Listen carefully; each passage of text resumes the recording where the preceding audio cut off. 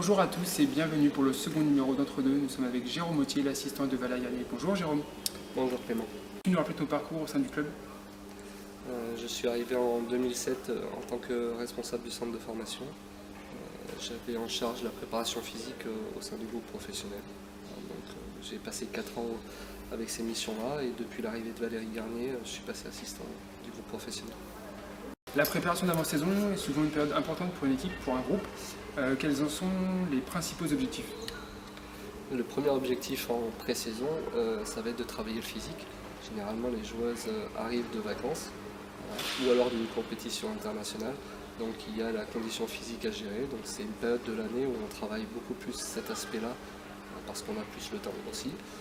Après, c'est une période importante pour la mise en place de l'équipe, la mise en place collective, l'intégration des nouvelles joueuses.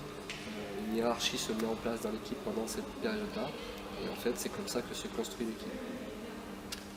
En général, comment gère-t-on cette période de l'année? Quel est le programme en fait d'une journée type ou d'une semaine?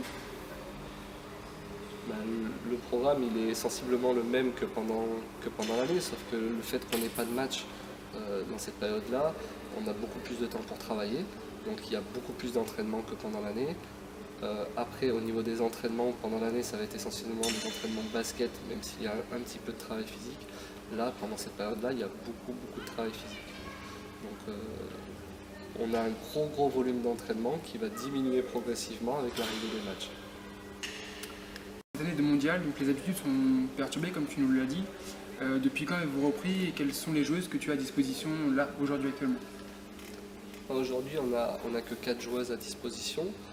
Elles ont repris progressivement, puisque Mathilde a déjà repris depuis le 1er septembre. Et donc toute seule, on s'est contenté de faire beaucoup de travail individuel et de travail physique. Après, arrivé Joe 15 jours après. Donc on a continué ce travail physique et le travail individuel. Puis on a attendu l'arrivée de Roman et de Daniel pour commencer à travailler un petit peu collectivement avec les joueuses du centre de formation, mais ça que depuis cette semaine-là. Au-delà d'absence des joueuses et même de la coach qui sont championnats du monde, comment vous êtes organisé avec Valérie et est-ce que tu as reçu des consignes particulières pour la préparation, pour les systèmes déjà à mettre en place?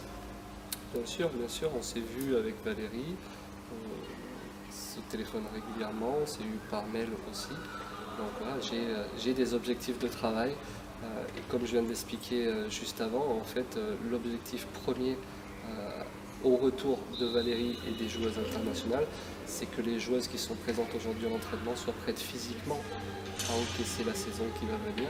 Et puis on a 4-5 formes de jeu à apprendre, à travailler pour que quand le groupe sera au complet, on ait 4-5 systèmes en commun.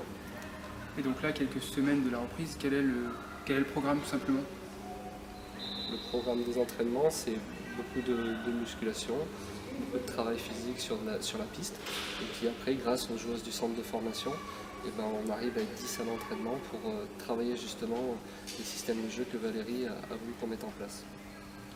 Merci Jérôme, bonne saison à toi, on va te laisser puisque l'entraînement débute dans quelques minutes. Merci.